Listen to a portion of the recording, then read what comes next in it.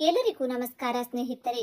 ಹಿರಿಯ ನಾಗರಿಕರಿಗೆ ಸಾಮಾಜಿಕ ಭದ್ರತೆ ಹಾಗೂ ಆರ್ಥಿಕ ಭದ್ರತೆಯನ್ನ ಕಲ್ಪಿಸಿಕೊಡುವುದು ಸರ್ಕಾರದ ಕರ್ತವ್ಯ. ಈ ನಿಟ್ಟಿನಲ್ಲಿ ವೃದ್ಧಾಪ್ಯದ ಸಮಯದಲ್ಲಿ ಯಾವುದೇ ವ್ಯಕ್ತಿ ಆರ್ಥಿಕವಾಗಿ ಸಮಸ್ಯೆ ಅನುಭವಿಸಬಾರದು ಎನ್ನುವ ಕಾರಣಕ್ಕೆ ಭಾರತ ಸರ್ಕಾರ ಅಟಲ್ ಪಿಂಚಣಿ ಯೋಜನೆಯನ್ನ ಬಹಳ ವರ್ಷಗಳ ಹಿಂದೆಯೇ ಆರಂಭಿಸಿದೆ. ಹೌದು, ಅಟಲ್ ಪಿಂಚಣಿ ಯೋಜನೆ ಪಿಂಚಣಿ ನಿಧಿ ಮತ್ತು ಅಭಿವೃದ್ಧಿ ಪ್ರಾಧಿಕಾರ ಅಟಲ್ ಪಿಂಚಣಿ ಯೋಜನೆಯನ್ನು ನಿಯಂತ್ರಿಸುತ್ತದೆ. ಅಟಲ್ ಪಿಂಚಣಿ ಯೋಜನೆಯ 2023ರಲ್ಲಿ ನವೀಕರಿಸಲಾಗಿದ್ದು ಹೊಸ ಬದಲಾವಣೆಗಳನ್ನು ತರಲಾಗಿದೆ. ಈ ವರ್ಷ ಈ ಯೋಜನೆಯಲ್ಲಿ ಹೊಸದಾಗಿ ಅಸಂಘಟಿತ ವಲಯದ ಹಿರಿಯ ನಾಗರಿಕರು ಕೂಡ ಸೇರಿಕೊಳ್ಳಬಹುದಾಗಿದೆ.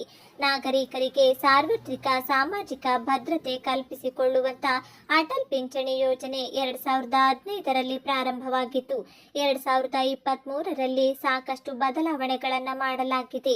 ನೀವು ಹತ್ತಿರದ ಯಾವುದೇ ರಾಷ್ಟ್ರೀಕೃತ ಬ್ಯಾಂಕುಗಳಲ್ಲಿ ಸ್ವತಃ ಹೋಗಿ ಅರ್ಜಿ ಸಲ್ಲಿಸಬಹುದು ಅಥವಾ ಬ್ಯಾಂಕುಗಳಲ್ಲಿ ಆನ್ಲೈನ್ ಪೋರ್ಟಲ್ನಲ್ಲಿ ಅರ್ಜಿ ಸಲ್ಲಿಸಬಹುದು. ಅಟಲ್ ಪಿಂಚಣಿ ಯೋಜನೆಗೆ ಅರ್ಜಿ ಸಲ್ಲಿಸುವುದು ಹೇಗೆ? ನೀವು ಅರ್ಜಿ ಸಲ್ಲಿಸಬೇಕಾದರೆ ಬ್ಯಾಂಕ್ನಲ್ಲಿ ಅರ್ಜಿ ನಮೂನೆಯನ್ನ ಪಡೆದುಕೊಂಡು ಬೇಕಾಗಿರುವ ದಾಖಲೆಗಳನ್ನು ನೀಡಿ ಅರ್ಜಿ ಸಲ್ಲಿಸಬಹುದಾಗಿದೆ. ನಿಮ್ಮ ಆಧಾರ್ ಕಾರ್ಡ್, ಬ್ಯಾಂಕ್ ಖಾತೆಯ ವಿವರಣೆ, ಪಾಸ್ಪೋರ್ಟ್ ಸೈಜ್ ಫೋಟೋ ಮೊದಲಾದ ಮೂಲಭೂತ ದಾಖಲೆಗಳು ಬೇಕಾಗಿರುತ್ತವೆ. ಅಟಲ್ ಪಿಂಚಣಿ ಯೋಜನೆಯ ಪ್ರಯೋಜನಗಳು: 60 ವರ್ಷದ ನಂತರ 1000 ರೂಪಾಯಿಗಳಿಂದ 5,000ಗಳವರೆಗೆ ಪಿಂಚಣಿ ಪಡೆದುಕೊಳ್ಳಲು ಈ ಯೋಜನೆಯ ಅಡಿಯಲ್ಲಿ ಕನಿಷ್ಠ 20 ವರ್ಷಗಳ ಕಾಲ ಹೂಡಿಕೆ ಮಾಡಬೇಕು. ನೀವು ಯಾವ ವಯಸ್ಸಿನಲ್ಲಿ ಹೂಡಿಕೆ ಮಾಡುತ್ತಿದ್ದೀರಿ ಎನ್ನುವುದರ ಆಧಾರದ ಮೇಲೆ ಎಷ್ಟು ಹೂಡಿಕೆ ಮಾಡಬೇಕು ಎನ್ನುವುದನ್ನು ನಿರ್ಧರಿಸಲಾಗುತ್ತದೆ. ಆದಾಯ ತೆರಿಗೆ ಪಾವತಿ ಮಾಡುವವರು ಅಟಲ್ ಪಿಂಚಣಿ ಯೋಜನೆಯ ಪ್ರಯೋಜನ ಪಡೆದುಕೊಳ್ಳುವಂತಿಲ್ಲ. ಒಂದು ವೇಳೆ ನೀವು ಎಪಿವೈ ಯೋಜನೆಗೆ ಅಕ್ಟೋಬರ್ 2022ರ ಮೊದಲು ಚಂದಾದಾರರಾಗಿದ್ದರೆ, ಈಗ ಆದಾಯ ತೆರಿಗೆ ಪಾವತಿ ಮಾಡುವವರಾಗಿದ್ದರೆ ನಿಮ್ಮ ಎಪಿಐ ಖಾತೆಯನ್ನ ಮುಚ್ಚಲಾಗುವುದು ಹಾಗೂ ಇಲ್ಲಿಯವರೆಗೆ ಸಂಗ್ರಹವಾಗಿರುವ ಹಣವನ್ನು ನಿಮಗೆ ಹಿಂತಿರುಗಿಸಲಾಗುವುದು. ಈ ಯೋಜನೆಯ ಅಡಿಯಲ್ಲಿ 60 ವರ್ಷ ವಯಸ್ಸಾದವರು 1,000ದಿಂದ 5,000 ರೂಪಾಯಿವರೆಗೆ ಪಿಂಚಣಿ ಪಡೆದುಕೊಳ್ಳುತ್ತಾರೆ. ಇನ್ನು ವ್ಯಕ್ತಿ ಅಕಾಲಿಕ ಮರಣ ಹೊಂದಿದರೆ ಆ ಹಣವನ್ನು ಆತನ ಪತ್ನಿಗೆ ವರ್ಗಾಯಿಸಲಾಗುವುದು. ವಯಸ್ಸಾದ ಮೇಲೆ ಯಾರ ಮುಂದೆಯೂ ಕೈ ಚಾಚದಂತೆ ಆರ್ಥಿಕ ಭದ್ರತೆ ಹೊಂದಲು ಅಟಲ್ ಪಿಂಚಣಿ ಯೋಜನೆ ಅತ್ಯುತ್ತಮ ಯೋಜನೆಯಾಗಿದೆ. ಹೆಚ್ಚಿನ ವಿವರಗಳಿಗಾಗಿ https:/npscra.nsdl.co.in ಗೆ ಭೇಟಿ ನೀಡಿ. ಸಾಮಾನ್ಯವಾಗಿ ನಗರ ಭಾಗದಲ್ಲಿ ಅಥವಾ ಪಟ್ಟಣ ಭಾಗದಲ್ಲಿ ವಾಸಿಸುವವರು ಬಾಡಿಗೆ ಮನೆಯಲ್ಲಿ ವಾಸಿಸುತ್ತಾರೆ. ಆದರೆ ಬಾಡಿಗೆ ದರ ವರ್ಷದಿಂದ ವರ್ಷಕ್ಕೆ ಇರುತ್ತದೆ. ಈ ಕಾರಣಕ್ಕಾಗಿ ಸಾಕಷ್ಟು ಜನ ಬಾಡಿಗೆ ಹಣವನ್ನು ಕೊಡಲು ಸಾಧ್ಯವಾಗದೆ ಸ್ವಂತ ಮನೆ ಹೊಂದಿದ್ದರೆ ಒಳ್ಳೆಯದು ಎಂದು ಭಾವಿಸುವುದು ಉಂಟು. ಹೀಗೆ ಮನೆ ಕಟ್ಟುವ ನಿರ್ಧಾರ ಮಾಡಿದವರು ಕೆಲವೊಮ್ಮೆ ಸೈಟ್ ಖರೀದಿ ಮಾಡಿ ಮೋಸ ಹೋಗುವ ಸಾಧ್ಯತೆಗಳು ಹೆಚ್ಚು. ಜನರು ಮೋಸ ಹೋಗಬಾರದು ಎನ್ನುವ ಕಾರಣಕ್ಕೆ ಬೆಂಗಳೂರಿನ ಜಿಲ್ಲಾಧಿಕಾರಿ ಕೆಎ ದಯಾನಂದ್ ಅವರು ಸೋಷಿಯಲ್ ಮೀಡಿಯಾದಲ್ಲಿ ಸುದೀರ್ಘವಾದ ಲೇಖನವೊಂದನ್ನು ಬರೆದಿದ್ದು ಸದ್ಯ ಇದು ವೈರಲ್ ಆಗುತ್ತಿದೆ. ಯಾವ ಸೈಟ್ ಖರೀದಿ ಮಾಡಬೇಕು, ಯಾವ ಸೈಟ್ ಖರೀದಿ ಮಾಡಿದರೆ ಮೋಸ ಹೋಗುತ್ತೀರಿ ಎಂಬ ವಿಷಯಗಳ ಬಗ್ಗೆ ಸರಿಯಾದ ಮಾಹಿತಿ ನೀಡಿದ್ದಾರೆ. ಸೈಟ್ಗಳಲ್ಲಿಯೂ ಇದೆ ಹಲವು ವಿಧ. ಸೈಟ್ಗಳಲ್ಲಿ approved layout site, revenue site, DC conversion site ಹೀಗೆ ಬೇರೆ ಬೇರೆ ವಿಧದಲ್ಲಿ ಸೈಟುಗಳನ್ನು ವಿಭಾಗ ಮಾಡಿರಲಾಗುತ್ತೆ. ಇಲ್ಲಿ ರೆವಿನ್ಯೂ ಸೈಟ್ ಸ್ವಲ್ಪ ಕಡಿಮೆ ಬೆಲೆಗೆ ಲಭ್ಯ, ಆದರೆ ಡಿಸಿ ಕನ್ವರ್ಷನ್ ಸೈಟ್ ಸ್ವಲ್ಪ ಜಾಸ್ತಿ. ಅದೇ ರೀತಿ ಅಪ್ರೂವ್ಡ್ ಲೇಔಟ್ ಸೈಟ್ ಹೆಚ್ಚು ದುಬಾರಿಯಾಗಿರುತ್ತದೆ. ಜನರು ಕಡಿಮೆ ಬೆಲೆಗೆ ಸಿಗುವ ಸೈಟ್ ಖರೀದಿ ಮಾಡಲು ಹೋಗಿ ವಂಚನೆಗೆ ಒಳಗಾಗುತ್ತಿದ್ದಾರೆ. ಎಷ್ಟೋ ಬಾರಿ ಸೈಟ್ ಮಾರಾಟ ಮಾಡುವವರ ಹೆಸರಿನಲ್ಲಿ ಆ ಸೈಟೇ ಇರುವುದಿಲ್ಲ. ಆದರೂ ಅವರು ದುಡ್ಡು ತೆಗೆದುಕೊಂಡು ಇದನ್ನ ನಿಮ್ಮ ಹೆಸರಿಗೆ ಮಾಡಿಸುತ್ತೇನೆ ಎಂದು ಹೇಳಿ ಮೋಸ ಮಾಡುವ ಸಾಧ್ಯತೆ ಹೆಚ್ಚು. ಇಂತಹ ಸಂದರ್ಭದಲ್ಲಿ ಕಷ್ಟಪಟ್ಟು ದುಡಿದ ಹಣವೂ ಇಲ್ಲ, ತಮ್ಮ ಹೆಸರಿನಲ್ಲಿ ಸೈಟ್ ಕೂಡ ಇಲ್ಲ ಎನ್ನುವ ಪರಿಸ್ಥಿತಿ ನಿರ್ಮಾಣವಾಗುತ್ತಿದೆ. ಎಷ್ಟೋ ಬಾರಿ ಸರ್ಕಾರಿ ಜಮೀನನ್ನೇ ಕಬಳಿಸಿ ಮಾರಾಟ ಮಾಡುತ್ತಾರೆ. ಜನಸಾಮಾನ್ಯರು ನಂಬಿ ಅದನ್ನ ಖರೀದಿ ಮಾಡುತ್ತಾರೆ. ನಂತರ ನೋಂದಣಿ ಸಮಯದಲ್ಲಿ ಆ ಸೈಟ್ ಬಗ್ಗೆ ತಿಳಿಯುತ್ತದೆ. ನಂತರ ಎಷ್ಟೇ ಕೋರ್ಟು ಕಚೇರಿ ಎಂದು ಅಲೆದು ಹಣ ಖರ್ಚು ಮಾಡಿದರೂ ಸೈಟ್ ಮಾತ್ರ ನಿಮ್ಮ ಕೈ ಸೇರುವುದಿಲ್ಲ. ಇದಕ್ಕಾಗಿ ಜಿಲ್ಲಾಧಿಕಾರಿಗಳು ಯಾವ ರೀತಿಯ ಸೈಟ್ ಖರೀದಿ ಮಾಡಬೇಕು ಎನ್ನುವುದರ ಬಗ್ಗೆ ಮಾಹಿತಿ ನೀಡಿದ್ದಾರೆ.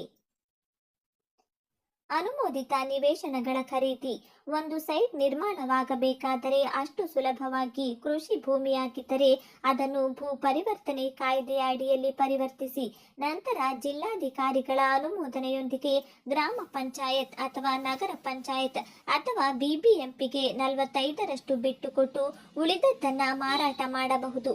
ಅನುಮೋದಿತ ಸೈಟ್ ನಕ್ಷೆಯಲ್ಲಿ ಪಾರ್ಕ್, ರಸ್ತೆ ಮೊದಲಾದವುಗಳನ್ನು ಹೊಂದಿರಬೇಕು. ಇಂತಹ ನಿವೇಶನ ಖರೀದಿ ಮಾಡುವವರು ಭೂ ಪರಿವರ್ತನಾ ಆದೇಶ ಹಾಗೂ ನಕ್ಷೆಯನ್ನ ಪರಿಶೀಲಿಸಿ ನಂತರ ಮಾರಾಟಗಾರರಿಂದ ನಿವೇಶನ ಖರೀದಿ ಮಾಡಿದರೆ ಮಾತ್ರ ಅದಕ್ಕೆ ಅನುಮೋದನೆ ಸಿಗುತ್ತದೆ ಹಾಗೂ ಆ ಸೈಟ್ನಲ್ಲಿ ಮನೆ ನಿರ್ಮಾಣ ಮಾಡಿಕೊಳ್ಳುವುದಕ್ಕೆ ಅವಕಾಶ ಮಾಡಿಕೊಡಲಾಗುತ್ತದೆ. ಲ್ಯಾಂಡ್ ಲೇಔಟ್ನಲ್ಲಿ ಸೈಟ್ ಖರೀದಿ ಮಾಡುವುದಾದರೆ ಅದು ತುಸು ದುಬಾರಿಯೇ ಆಗಿರುತ್ತದೆ. ಏಕೆಂದರೆ ಸೈಟ್ ನಿರ್ಮಾಣ ಮಾಡುವವರು ನಕ್ಷೆಯ ಪ್ರಕಾರ ಅನುಮೋದನೆಯಂತೆ ಸೈಟ್ ನಿರ್ಮಾಣ ಮಾಡಬೇಕು. ಹಾಗಾಗಿ ಇದರ ವೆಚ್ಚವು ಅಧಿಕ. ಆದರೆ ಇಂತಹ ಸೈಟ್ ಖರೀದಿ ಮಾಡಿದರೆ ಮುಂದೆ ಯಾವುದೇ ರೀತಿಯ ಕಾನೂನಿನ ಪ್ರಕಾರ ಸಮಸ್ಯೆಗಳು ಉಂಟಾಗುವುದಿಲ್ಲ. ಡಿಸಿ ಕನ್ವರ್ಷನ್ ಸೈಟ್ಗಳು ಜಿಲ್ಲಾಧಿಕಾರಿಗಳ ಅನುಮೋದನೆಯೊಂದಿಗೆ ಕೃಷಿ ಭೂಮಿಯನ್ನು ಇದು ಪರಿವರ್ತನೆ ನಿಯಮದ ಅಡಿಯಲ್ಲಿ ಪರಿವರ್ತನೆ ಮಾಡಿ ನಂತರ ಸಂಬಂಧಿತ ಪ್ರಾಧಿಕಾರದಿಂದ ಬಡಾವಣೆಯ ನಕ್ಷೆ ನಿರ್ಮಾಣಕ್ಕೆ ಅನುಮತಿ ಪಡೆದು ನಂತರ ಡಿಸಿ ಕನ್ವರ್ಷನ್ ಸೈಟ್ ನಿರ್ಮಾಣ ಮಾಡಲಾಗುತ್ತದೆ. ಈ ಸೈಟ್ ನಿರ್ಮಾಣ ಮಾಡುವವರು ಸರ್ಕಾರಕ್ಕೆ ಭೂಮಿಯನ್ನ ನೀಡಬೇಕಾದ ಅನಿವಾರ್ಯತೆ ಇರುವುದರಿಂದ ಅನುಮೋದನೆ ಪಡೆಯದೆ ನಕ್ಷೆ ತಯಾರಿಸಿ ಅದನ್ನ ಕಡಿಮೆ ಬೆಲೆಗೆ ಸೈಟ್ ನಿರ್ಮಾಣ ಮಾಡಿ ಮಾರಾಟ ಮಾಡುತ್ತಾರೆ. ಇಲ್ಲಿ ನಿವೇಶನ ವಸತಿ ನಿರ್ಮಾಣದ ಸಲುವಾಗಿ ಭೂ ಪರಿವರ್ತನೆಯಾಗಿದೆ ಎಂದು ಭಾವಿಸಿ ಕಡಿಮೆ ಬೆಲೆಗೆ ಸಿಗುವ ಸೈಟ್ ಅನ್ನ ಜನ ಖರೀದಿ ಮಾಡಿ ಮೋಸ ಹೋಗುತ್ತಿದ್ದಾರೆ. ಸೈಟ್ಗೆ ಈ ಖಾತಾ ಮಾಡಿಸುವುದು ಅಥವಾ ಮನೆ ನಿರ್ಮಾಣ ಮಾಡುವುದಕ್ಕೆ ಪ್ರಾಧಿಕಾರದ ಅನುಮತಿ ಇರುವುದಿಲ್ಲ. ಇಲ್ಲಿ ಮನೆ ನಿರ್ಮಾಣ ಮಾಡುವುದು ಕಾನೂನು ಬಾಹಿರವೇ ಆಗಿರುತ್ತದೆ. ಹಾಗಾಗಿ ಸಾಕಷ್ಟು ಬಾರಿ ಸೈಟ್ ಖರೀದಿ ಮಾಡಿದವರು ಮನೆ ನಿರ್ಮಾಣ ಮಾಡಿಕೊಳ್ಳಲು ಸಾಧ್ಯವಾಗದೆ ಪರದಾಡುವಂತಾಗುತ್ತದೆ. ಎಷ್ಟೋ ಬಾರಿ ಸ್ಥಳೀಯ ಪ್ರಾಧಿಕಾರದ ಅಧಿಕಾರಿಗಳು ಈ ವಿಷಯ ಗೊತ್ತಿದ್ದರೂ ಕೂಡ ತಮಗೆ 45% ಭೂಮಿ ಪಡೆದುಕೊಳ್ಳುವ ಸಲುವಾಗಿ ಆರಂಭದಲ್ಲಿ ಯಾವುದೇ ತಕರಾರು ಮಾಡುವುದಿಲ್ಲ. ಹಾಗಾಗಿ ಇದನ್ನ ನಂಬಿ ಜನ ಖರೀದಿ ಮಾಡಿದ್ರೆ ನಂತರ ಕಾನೂನಿನ ಸಮಸ್ಯೆಯಲ್ಲಿ ಸಿಲುಕಿಕೊಳ್ಳಬೇಕಾಗುತ್ತದೆ. ರೆವಿನ್ಯೂ ಸೈಟ್ ಕೃಷಿ ಭೂಮಿಯನ್ನು ಪರಿವರ್ತನೆ ಮಾಡದೆ ಹಾಗೆ ಬಡಾವಣೆ ನಿರ್ಮಾಣ ಮಾಡಲು ಕೆಲವರು ಮುಂದಾಗುತ್ತಾರೆ. ಕಂದಾಯ ಇಲಾಖೆ ಕೃಷಿ ಭೂಮಿಗೆ ಪಹಣಿಯನ್ನ ನೀಡುತ್ತದೆ. ಅಧಿಕಾರಿಗಳಿಂದ ಭೂ ಪರಿವರ್ತನೆಗೆ ಅನುಮೋದನೆ ಪಡೆದುಕೊಳ್ಳದೆ ಹಾಗೆಯೇ ಕೃಷಿ ಭೂಮಿಯನ್ನ ಕಡಿಮೆ ಬೆಲೆಗೆ ಸೈಟುಗಳನ್ನಾಗಿ ಮಾರಾಟ ಮಾಡುವುದಕ್ಕೆ ರೆವಿನ್ಯೂ ಸೈಟ್ ಎನ್ನಲಾಗುತ್ತದೆ. ಇದಕ್ಕೆ ಸರ್ಕಾರದಿಂದ ಯಾವುದೇ ಮಾನ್ಯತೆ ಇರುವುದಿಲ್ಲ. ಗ್ರಾಮ ಪಂಚಾಯತ್ ಪ್ರಾಧಿಕಾರ ಬಿಬಿಎಂಪಿ ಕೂಡ ಇಂತಹ ಸೈಟ್ಗೆ ನಿಮ್ಮ ಹೆಸರಿಗೆ ಖಾತೆ ಮಾಡಿಕೊಳ್ಳಲು ಸಾಧ್ಯವಿಲ್ಲ. ಮಾಡಿಕೊಂಡರೂ ಖಾತಾ ಸಿಗುವುದಿಲ್ಲ. ಇದು ಕಾನೂನು ಬಾಹಿರವಾಗಿರುವ ಸೈಟ್ ಆಗಿದೆ. ಹೆಸರಿನಲ್ಲಿ ಕೃಷಿ ಭೂಮಿಯ ಪಹಣಿ ಇರುತ್ತದೆಯೋ ಅಂತವರು ಇನ್ನೊಬ್ಬ ಹಣ ಇರುವ ವ್ಯಕ್ತಿಗೆ ಅದನ್ನು ಮಾರಾಟ ಮಾಡಬಹುದು. ಆದರೆ ಆ ಭೂಮಿಯನ್ನು ತೆಗೆದುಕೊಂಡು ಮಾರಾಟ ಮಾಡಿ ಜನಸಾಮಾನ್ಯರಿಗೆ ಮೋಸ ಮಾಡಬಹುದು. ಪಹಣಿ ಇರುವ ಜಾಗಕ್ಕೆ ಖರೀದಿ ಮಾಡಿರುವ ವ್ಯಕ್ತಿಯ ಹೆಸರು ಮಾತ್ರ ಇರುತ್ತದೆ. ಅದನ್ನ ಜನಸಾಮಾನ್ಯರು ಸೈಟ್ ಆಗಿ ಖರೀದಿ ಮಾಡಿದರೂ ಅವರ ಹೆಸರಿನಲ್ಲಿ ಪಡೆದುಕೊಳ್ಳಲು ಸಾಧ್ಯವಿಲ್ಲ. ಒಂದು ವೇಳೆ ಕಾನೂನು ಹೋರಾಟಕ್ಕೆ ಮುಂದಾದರೆ ಅದು ಯಾರ ಹೆಸರಿನಲ್ಲಿ ಇದೆಯೋ ಅದೇ ವ್ಯಕ್ತಿಗೆ ಸೇರುತ್ತದೆಯೇ ಹೊರತು ಹಣ ಕೊಟ್ಟು ಸೈಟ್ ಖರೀದಿ ಮಾಡಿದವನಿಗೆ ಸೇರುವುದಿಲ್ಲ. ಆದ್ದರಿಂದ ನೀವು ಯಾವುದೇ ಸೈಟ್ ಖರೀದಿ ಮಾಡುವುದಕ್ಕಿಂತ ಮೊದಲು ಆ ಸೈಟ್ ಬಗ್ಗೆ ಸರಿಯಾದ ಕಾನೂನಿನ ಮಾಹಿತಿಯನ್ನ ತಿಳಿದುಕೊಳ್ಳಬೇಕು. ಯಾವ ಸೈಟ್ ವಿಭಾಗದ ಅಡಿಯಲ್ಲಿ ನಿರ್ಮಾಣವಾಗಿದೆ, ಭೂ ಪರಿವರ್ತನೆ ಆಗಿದೆಯೋ ಇಲ್ಲವೋ ಎಂಬುದನ್ನು ಮೊದಲು ಅರಿತುಕೊಳ್ಳಬೇಕು. ಇಲ್ಲವಾದರೆ ನೀವು ಹಣ ಕೊಟ್ಟು ಸೈಟ್ ಖರೀದಿ ಮಾಡಿ ಆ ಜಾಗ ಅಲ್ಲಿಯೇ ಇರುತ್ತದೆ ಹೊರತು ನಿಮ್ಮ ಹೆಸರಿಗೆ ಜಾಗ ಬರೆದು ಕೊಡುವುದಿಲ್ಲ. ಹಾಗೆ ಅಲ್ಲಿ ಮನೆ ನಿರ್ಮಾಣ ಮಾಡಿಕೊಳ್ಳುವುದಕ್ಕೂ ಸಾಧ್ಯವಿಲ್ಲ.